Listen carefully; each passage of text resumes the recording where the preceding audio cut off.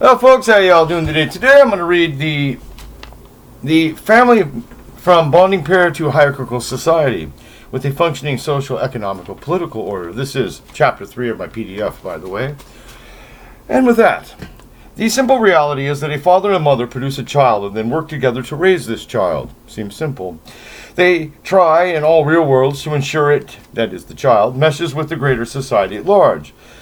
The entire popular national state begins and ends with this ideal bonding pair. This fact simply cannot be stressed enough that the foundation of everything in a proper organic society, that is a society that is nationalist and based around home and hearth and heritage and culture and commonality and so forth, is the male-female bonding pair. We all come from, not the stork, but the male-female bonding pair. This bonding pair and the home, hearth, and heritage they build up around their child is the natural quantum from which the kind, that is every single one of us, springs and by which it is maintained. There being in nature no nation or people that consist of a lone individual, no nations of one. Sorry. Nor is there any strong family that is not housed and in which the father and mother do not split authority and responsibility for the child's upbringing and rearing.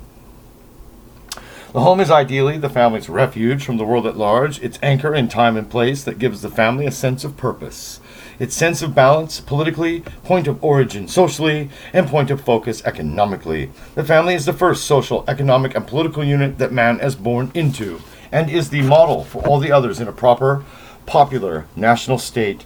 The three pillars or layers upon which any society are based are its social, economic, and political bases. The family is the larger economic, organic society in miniature, and its proper distribution of duties, rights, and responsibilities between the component parts are the model for all proper social interactions. The home is the first school of the child at the art of living in his society as a well-adjusted and properly integrated part of the whole organic society at all levels as an integrated whole, as said, forming the child into a functional part of an organic people and living community, shaped by and shaping a commonality in culture and mores. This school, this family, is the basis for all civilized existence. All of civilization itself starts with the ideal bonding pair, and the people having the moral fiber necessary to struggle and to uphold this against both nature and the avarice of other men, or the craziness of these current harpy feminists. The family is the egg from which all else cometh. In a sense, these real-world pairs, who are the instances of the ideal, and the homes at all that they build up by their divided and dutiful labors, are the factories from which citizens are first molded to the rigors of civil life, each according to their gender, station, and ability, so as to best serve their family, community, people, and nation state. Simple. It's just that easy. The home is the primary organizational unit in a popular national state. Its template gives rise to the order and authority that allows for all further organization, order, and civilization. The divide in authority inside the home is between the father and mother. This primary division of authority, labor, and time efforts is based on creation's plan for the protection of the now and the continuance of tomorrow.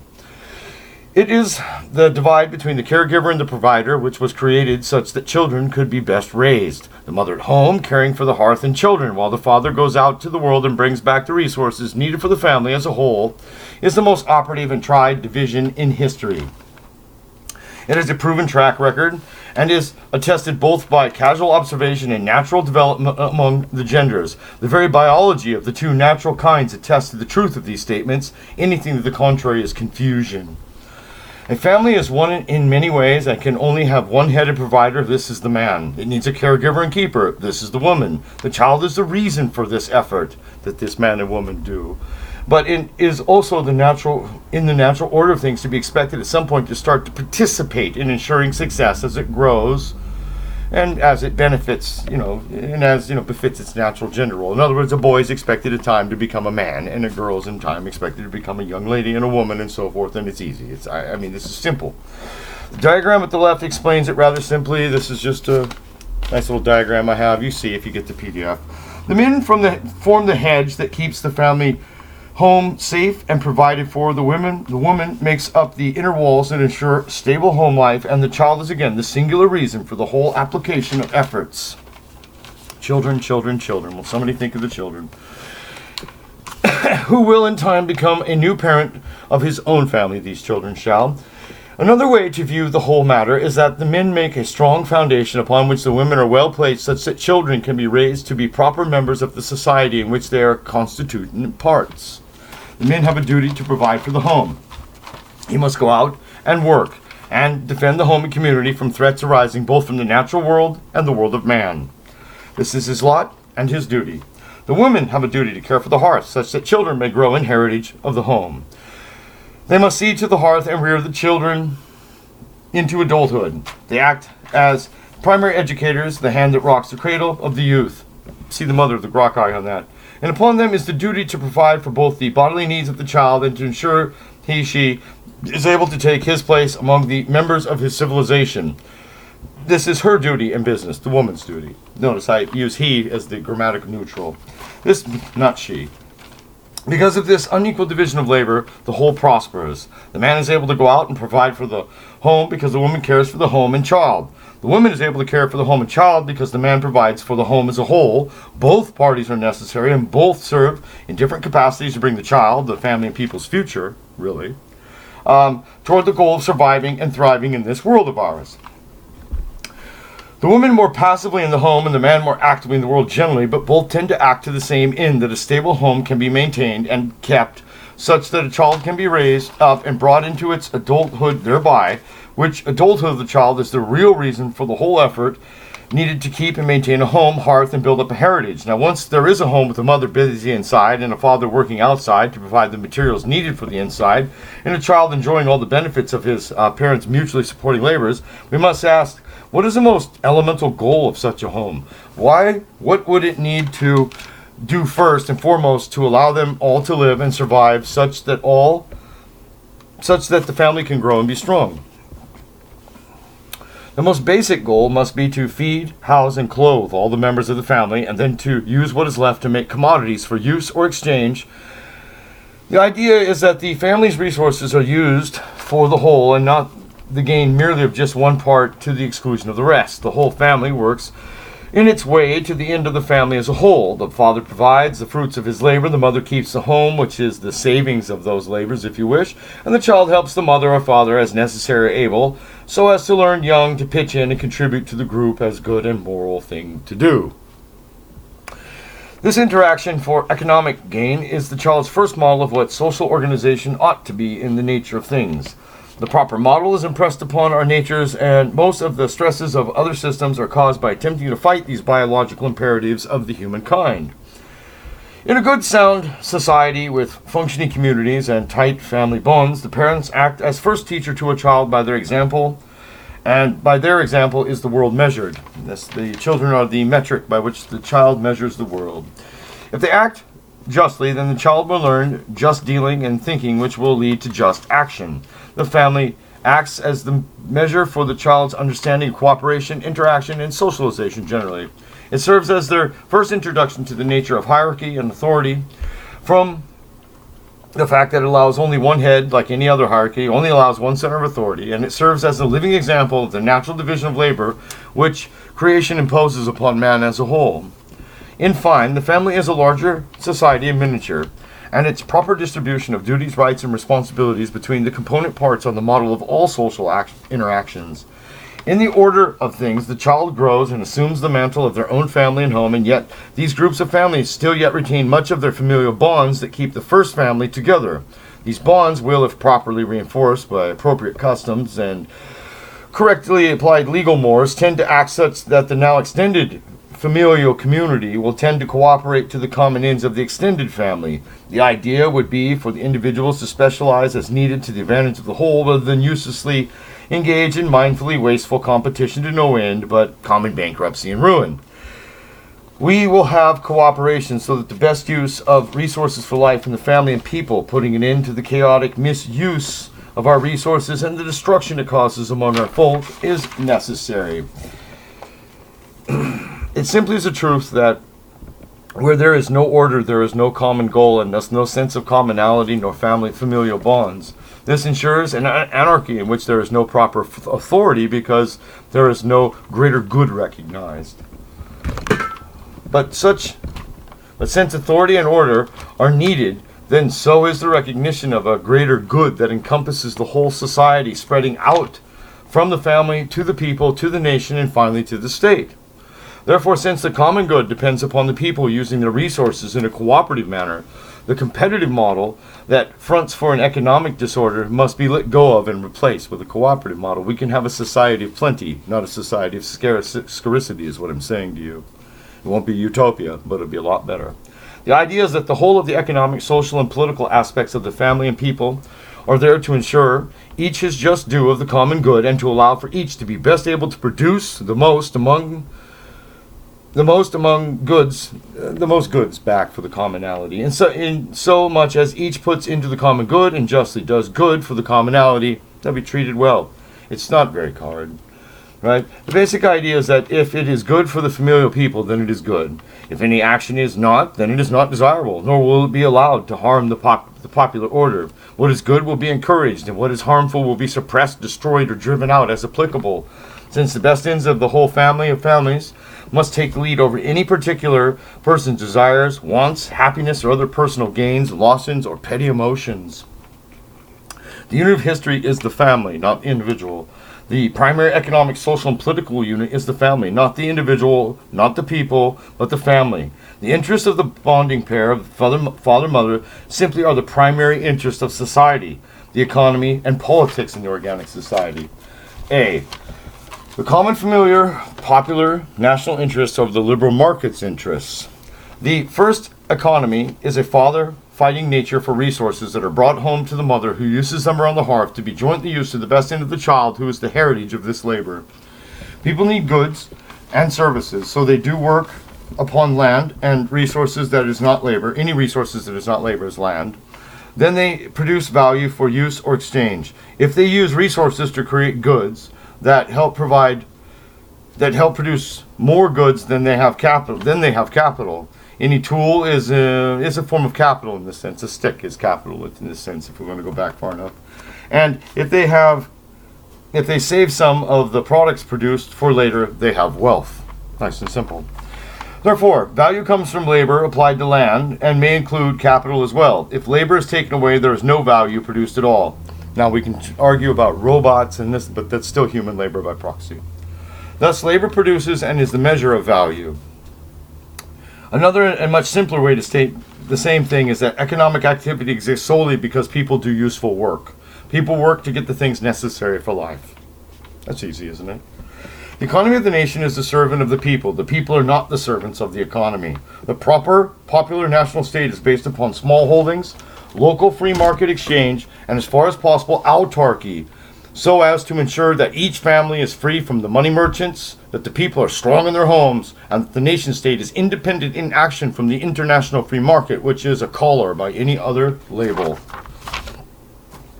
Ideally, all the males over the age of marriage would and should have a small holding, a stake in some venture, or otherwise be more or less free from needing to be beholden to anyone outside of their local community for their dietary, apparel, domestic, and housing needs. Yes, I know it's a hell of a tyranny I want to impose, huh? This ensures that each person is productive, as frankly, family act as better taskmasters than any overseers, and love drives harder than whips. In the past, such systems have involved the concept of guilds and just price. Guilds were both a union and a self-regulating mechanism regarding both output and quality standards. Just price is the correct idea that each and every item has a just amount of labor that it trades for equally, no more, no less. Both of these is more or less of use, applied to what's known as a for-use economy with very limited exchange, meaning all the value more or less stayed in the hands of the locals rather than concentrating into the hands of some merchants or usurers. That's the general result of these kinds of economies, yes. This combination of guilds and just price worked amazingly well, so well the just price had to be solved by violence and the guild's working capital stolen by Henry VIII in England and by other petty princes across the plain of northern Germany. There's no reason that such a system cannot be specialized as needed for a modern community, such that it could be the basis for a proper local for-use economy, which will find a level equal to that of the needs of those that actually work in the economy. And work is mental work too, administrative work, and the rest. These aren't non-work. You need these, so they, They apply. Let's see. A proper economy based on just prices and ensure just remuneration of labor, not one based upon interest and debt that profits parasites. Again, doesn't seem like a massive tyranny, does it? An economy that makes rational use of manpower and resources, not to enrich the free market in some far-off land, but which is used to create strong families that make a strong, unified people that make for a stronger national state, which is able to ensure their place among the first-rate peoples of history in the here and now. An economy which profits us, the producers of the earth, in the context of useful production of value, of course. Profits are perfectly acceptable, excepting that one will not be allowed to bet against the common good, nor undercut the people. If you make a good product, you can make money. It's Jesus, people. I'm not a commie, but you just can't betray us while you're making money. It seems so easy, doesn't it? You don't get to be Judas, but you do get to be honest. You see? Now, it's really not too much to ask that one be loyal, given that the whole is the foundation from which you operate. If one wishes to continue the liberal economic war against us, then one will not be allowed to operate among us. Sorry, we can't have that, dude. Now, B, the familial popular national interests are the social order's sole and only interests. The first society is a father and mother with a child sitting around their hearth in their home, bringing into being by their actions a heritage that will set the tone of the family of families that will come after them. They are in their just place. The just place is each unit's domain in society, their realm, if you were. The family's just place is its home, the people, the land, the nation, the defense of life, livelihood, and lands from internal chaos. The state's just domain is the defense of the law, order, and justice, to best ensure the ordering of the whole edifice of society, to defend from assaults from without their circle. Each of these is just in so much as it applies its authority to its own place or sphere of influence, but unjust if they stray, tyrannical even, if you wish. Like a just prince stays within his rights and duties, so the just units in society stay within and should expect to be respected in the use of those powers and authorities proper to them. That is, I believe in, if you have a house, the head of the household should run with the households. The community should run with the communities. The state, the states, the federal government, in the American example, and so forth, Very much, even more so than today. For example, each family is just insomuch as it rules its own home well, and not if it attempts to overturn its neighbors by violence. That seems easy, doesn't it? In this way, in the organic society, each has a place that is rightful to them, and over which they have duties and responsibilities, such they are like cells, each within a wall that separates them, but each identically working towards the common bodily good. So you get all these cells in your body. They're all separated by little walls, little property lines, if you wish. But they all work, to whatever goal your will directs, yeah? Now you see? In this way, everyone will have a sense of belonging to first a family unit, then to a community, and finally to a greater organic whole, but at the same time will be quite sure about one's place in the ordering of these units from first to last. It's so easy. In a proper, well-founded social order, the living whole, the peoples as one greater family, is the center of concern, and the members of the families and the families as a whole, the wings that pull that center slightly towards one and then to the other, towards the group and then to the individual. There's a dipole, a pole between the group and the individual. But always within, there's a sort of a golden mean, and you'll stay within the aegis of the national state or the people's state, which is their sword and shield, while the people and families are the body that wields them. It's so easy, So these views, that you have to have individuals that act to do things, but you also have to have groups that these individuals act for, because you can't have any individuals that aren't part of a group. That's just, it's one of those contradictions, but only if you view it as either or. If you view it and as, or, in addition to, then the whole contradiction dissolves. Now, thus, the center of gravity shifts between the whole and the parts, over time, like a river meandering in its bed. It oscillates regularly and gradually to ensure the maximum benefit to the whole and thereby to the parts as well. Right? You see? There's no conflict again. It's only that you've been taught this silly, liberal, magical, man come from heaven individual nonsense, right? This ensures the maximal benefit to the whole and thereby to the parts. Well, this is natural, and it ensures that the best interests of the whole society are served, since society is, overall, a very large family. If the members and family are in proper balance, the families and community of families are in balance, then society, being nothing more than the sum of these families, the national state shall be in proper harmony and accord with the people, providing the roots and trunk which upholds the branches and leaves of the national state, and the national state providing the outlet for the creative forces of the whole as a whole, thus ensuring the best for the families as a whole. On the individual level, the family is in the natural order of things, have a father who leaves the home to bring back resources for the whole to use. The mothers usually do not merely just stay home in their own home all day, but in proper society with functional communities, they congregate with their children and do activities like canning, cooking, and the rest of the chores that must be done around the house, and the lighter, easier work about the community more generally that needs to be done so that all may live a little bit better and learn to work and live together as one. And basically, women, chat and socialize. Yeah. The fact is that the wage system has in many ways destabilized the family. The father being gone and always away is not conducive to good order in the home, and it breaks the familial bonds upon which a proper national state depend.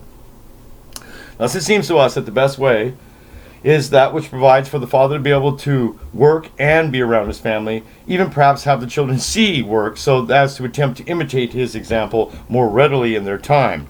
Also, in a proper society with functional communities, people meet and gather often, one to the other, know at least those near to them in proximity, and tend to actually try to get along and have fun. This good time that people so enjoy is necessary to allow everyone really, to unwind for the stresses of the day, to get the toil, off of one every once in a while, and enjoy life itself and the fruits of the toil just a bit. We seem to have utterly forgotten this fact in our daily lives. C. No valid political action usurps power from the popular nation or the family home.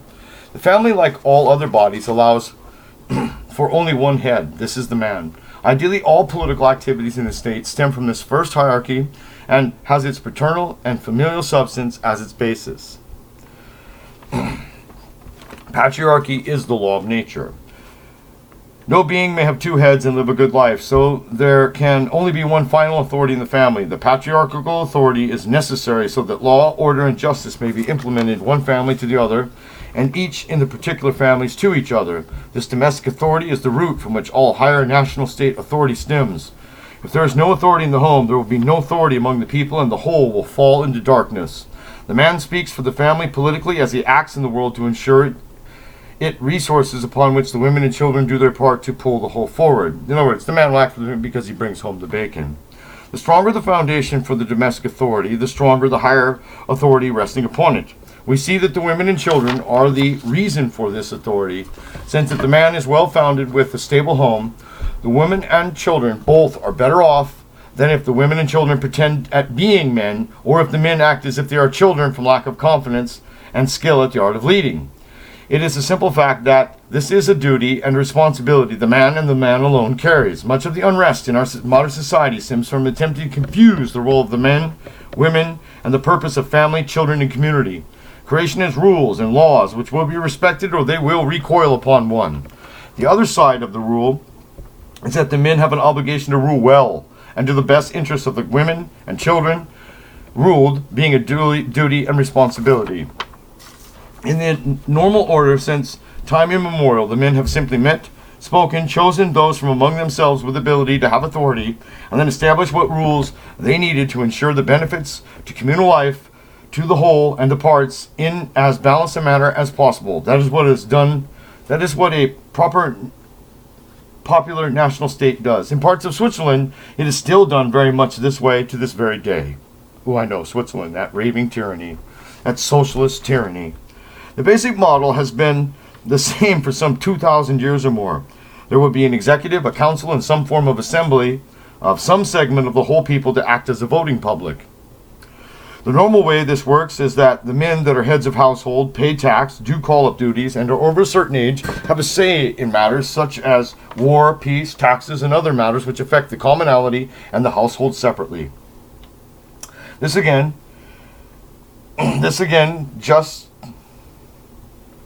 justly the father's authority, merely an expansion along the lines of his own original duties to the home. The man has a duty to pay for his household expenses, protect his family, and to guide events within it to the best ends of all parties, and thus the fathers as a whole have a duty and responsibility to provide the means to protect the people, which amounts to paying for and defending the commonality, history, and culture of the whole people, so that each man's home, hearth, and heritage may be more fully protected, sustained, and cherished by the members, one and all.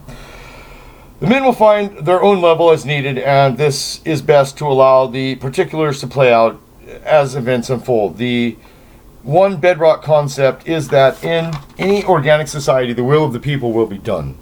They will elect a government upon whatever principles, and it shall have the authority to act upon the expectations of the electorate and the promises of the leaders given authority to act. In other words, if they say they're going to build a wall, they'll have a wall built. Now, today, not 8 months, not 8 years later. This government shall be subject to recall and replacement upon failure to provide for the welfare of the people, who are the basis for the government and the very reason it has any life, existence, or substance. The popular national state shall be a tool of the familial people that build it up from their natural increase. In other words, the state in an organic society isn't some separate being. It grows up from the authority of each and every family and from community order. In this sense, one could say that in a proper society with functioning communities and stable families who themselves have good order, that all authority and governance is paternal and based directly upon the father's rule over his family home, as is just and fit, a rule that comes with the duty to provide, secure, and protect, even at the risk of one's life and limb. To recap and restate the above, first the ideal bonding pair form a family, then that family is housed, and from there a people grows. Thank you.